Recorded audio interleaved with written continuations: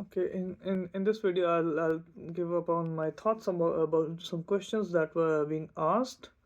So, looking forward to the first question, which is, in my view, what are the biggest challenges faced by new migrants in the UK today? So, first of all, as I'm a student, international student who has just graduated, like awaiting the results, so I'm about to work like full time now. So, I think the biggest challenge is that first of all, there is condition of working on part time, so you can work only 20 hours. I understand that home office wants us to um, focus on all our studies. That's why they have put a limit that we should work only 20 hours a week. But I think that is a bit too stringent. It can be a bit relaxed, because if the student thinks that they can um, cope up with their studies as well as work a bit more, so they are able to do it, because most of the times, like, I had classes 3 days a week, so that is a problem, I guess. And then post study, the rules for post study work visa, which is 2 years, there is a lot of speculation that it is going to be reduced from 24 months to 18 months. So this is a big challenge, because this is not what I came here personally. When I came here, I had in mind. Then there is a speculation I've seen on Twitter that if Nigel Farage becomes the prime minister, the leader of Reform Party, they will cancel ILR after. So, considering that, I'll tell you from personal experience that the process which came to my mind is that what's the point of staying here if he becomes the prime minister and then he cancels the ILR? So these are some challenges which, as a new migrant to the UK, I'm facing nowadays. Then again, there's a lot of Islamophobia, and then the far right protests, and especially people like me with like brown colored skin. So we don't feel a bit safe over here. So all of these contribute to what I'm feeling, and what some people, like most people in my position, would be feeling. Okay, moving on to the second question. If you could design one project to improve life in your local community, what would it be? I think, for as a community, I need to instill in values which are important. For example, that to end the Islamophobia, to end the Asian hate, so I think the UK needs to learn, and the far right needs to, and in the community, we need to instill these values that we are not against them, and this hostility towards the migrants, it should end, basically. Because what we need to tell them is that a lot of jobs migrants are doing, like a lot of odd jobs, a lot of even specialist jobs, like wherever you use, that, oh, that accountant is from India or Pakistan, or somewhere else, right? So a lot of specialist jobs are even being done. A lot of doctors are from different parts of the world. So if all of those migrants are like sent back to their homes, the British economy would collapse.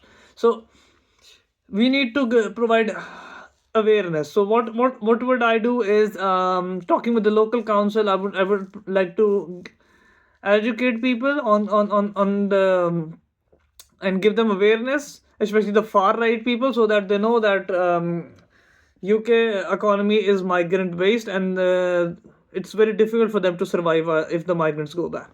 You know. Third question is, how can we make sure people are not just participants but also leaders in community? Okay, so for young people to give, for personally speaking, for young people to give time to something or a cause, it's it's it's imperative that we know that there is something in return. For example, in graduates case, like people who are looking for jobs, something in return could be transferable skills, because transferable skills are very important, because all of the big companies, if you apply to like Ernst and Young, or maybe Price Water Cooper, or even the accountant down the main road in the Hales Town Center, maybe where I live, yeah, or somewhere in the town center, even the accountant, all of these, like from the multinationals to small boutique uh, boutique jobs, all of these jobs require transferable skills. So people like me, we are after transferable skills which can go onto the CV, and we can show the employees, our dream employees, that we can work somewhere, and we have that transferable skills which we can bring to your company. If we talk about young people who are a bit younger than me, who are not looking for jobs, or not are just graduates, so for that young people, we can they will also require something which can motivate them to come there. For example, some games or some community events in which they can intermingle, or stuff like that. So moving on to the question 4, if a project works well in one town, how could we make it work in other towns or cities too? So first of all, we I think there should be clustering of the towns. We know that what will work one way, they will it's not necessary it will work the other way. So I think clustering the towns into categories, which would be important, so that we know that, oh, okay, so if town A is in cluster 1, and town B is in the cluster 1 as well, so we know that, oh, what worked in town A might work in town B because they fall into the same cluster. So for that criterias, there should be criterias to make those clusters, and then we can just replicate the what we did in town A to town B, for example. So moving on to question 5, how would you know if a community project is successful? What should be my ad? Okay, so if first we need to understand what is success. What do we want it to achieve?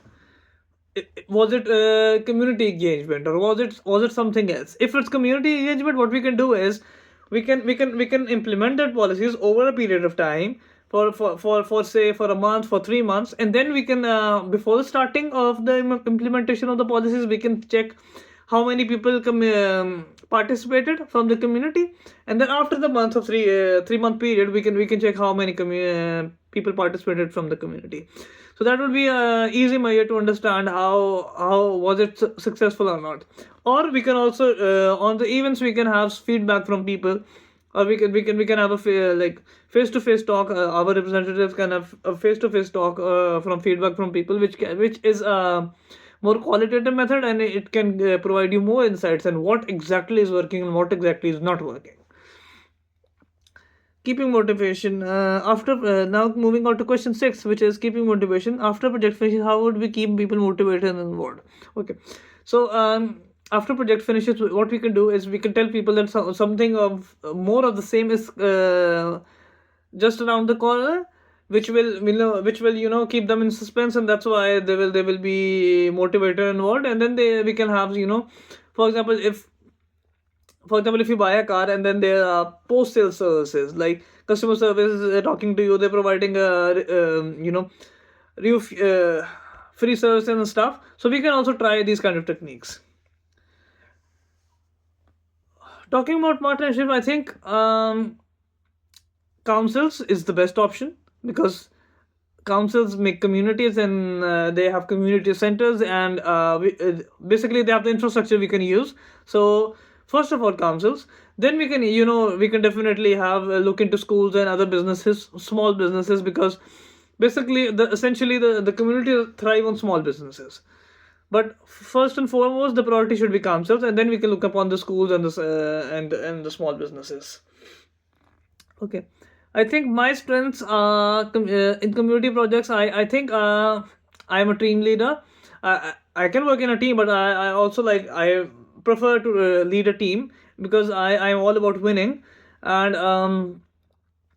I also think that I always buck up people, so which is an important thing when you are participating in a community project. Moving on, if you could change one thing to make migrants and young people, what should it be? Okay, so I think the speculation should go. If the speculation is gone, then we can, young people and other migrants can have a sigh of can have a deep breath, and have a sigh of relief, there's a speculation, oh, that the PSW would change from 24 months to 18 months or something, or ILR is closing or something like that. So if government can shut that speculation, then it's better than, because then it will give us a peace of mind as a migrant. Thank you so much.